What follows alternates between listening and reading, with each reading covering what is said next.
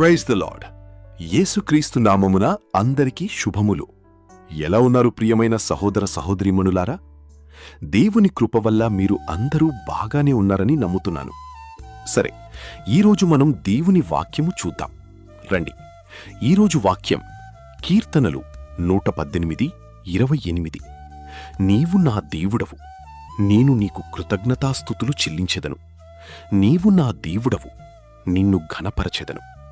ప్రియులారా, ఈ వాక్యం ఒక కృతజ్ఞతతో నిండిన హృదయాన్ని మనకు చూపిస్తోంది. జాగ్రత్త, నీవు నా దేవుడవు అంటే ఇది కేవలం ఒక మాట కాదు, ఇది ఒక ఆత్మీయ సంబంధం. అలాగే ఇది ఒక విశ్వాసంతో కూడిన సంబంధం. అలాగే ఇందులో ప్రేమ కూడా ఉంది. ప్రియులారా, ఈ లోకంలో చాలామంది దేవుణ్ణి అవసరం వచ్చినప్పుడు మాత్రమే దేవుడు గుర్తుకొస్తారు. ఎప్పుడంటే కష్టం వచ్చిందంటే చాలు వెంటనే ప్రార్థనలు చేసేస్తారు. అలాగే ఏమన్నా చిన్న సమస్య వేస్తే చాలు దేవుణ్ణి గుర్తు చేసుకుంటారు. కాని నిజమైన విశ్వాసి మాత్రం ప్రతి పరిస్థితిలో అలాగే ప్రతి క్షణం దేవుణ్ణి ఘనపరుస్తాడు. ఇది దేవుని మీద ఉన్న ప్రేమ. ప్రియులారా, ఒక్కసారి ఆలోచించండి. నువ్వు ఇంకా బ్రతికి ఉండి ఈ వీడియో చూస్తున్నావంటే అది ఎవరి కృప? ఒక్కసారి ఆలోచించు. నువ్వు ఉచితంగా ఊపిరి తీసుకుంటున్నావంటే అది ఎవరి దయ? ఒక్కసారి ఆలోచించండి. మనం ఎన్నో ప్రమాదాల నుండి మనం బయటపడ్డామంటే ఎవరి రక్షణ? కేవలం దేవుని కృపయే కదా.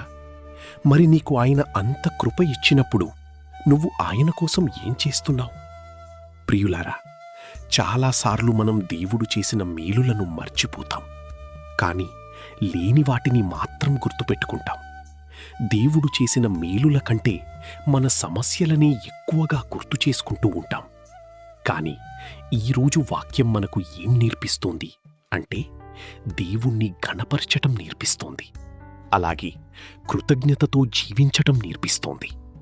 ప్రియులారా, కృతజ్ఞత ఉన్నచోట అసంతృప్తి తగ్గిపోతుంది, ఫిర్యాదులు తగ్గిపోతాయి, దేవుని సన్నిధి పెరుగుతుంది. ప్రియులారా, దేవుడు మన దగ్గర్నుంచి పెద్ద పెద్ద విషయాలేమీ ఆశించరు, అడగరు. కాని కృతజ్ఞత గల హృదయాన్ని మాత్రం కోరుకుంటారు.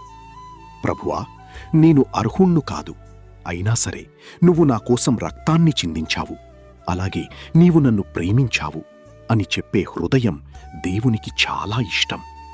ప్రియులారా, కొన్నిసార్లు జీవితం కష్టంగా అనిపించొచ్చు. కష్టమొచ్చిందని కృంగిపోకు. కష్టములో దేవునికి ఇంకా దగ్గరగా జీవించాలి. అలాగే దేవుణ్ణి స్తుతించు. ఎందుకంటే పరిస్థితులు మారిపోతాయి, కాని దేవుని ప్రేమ ఎప్పటికీ మారదు. సరే, ఈరోజు మనం ఒక నిర్ణయం తీసుకుందాం. నేను దేవుణ్ణి మర్చిపోను. ప్రతి పరిస్థితిలో ఆయనకు కృతజ్ఞత చెబుతాను. నా జీవితంతో దేవుణ్ణి ఘనపరుస్తాను. ప్రియులారా, కృతజ్ఞత గల హృదయం దేవునికి ఎంతో ఇష్టం. దేవుణ్ణి ఘనపరచిన జీవితం ఎప్పుడూ వెలుగులో ఉంటుంది. ఇదే నిజమైన ఆరాధన, ఇదే విశ్వాసం. ప్రభువైన యేసుక్రీస్తు వారి కృప నీకును మీ కుటుంబాలకును నిత్యము తోడయ్యుండి ఆశీర్వదించునుగాక. ఆమేన్.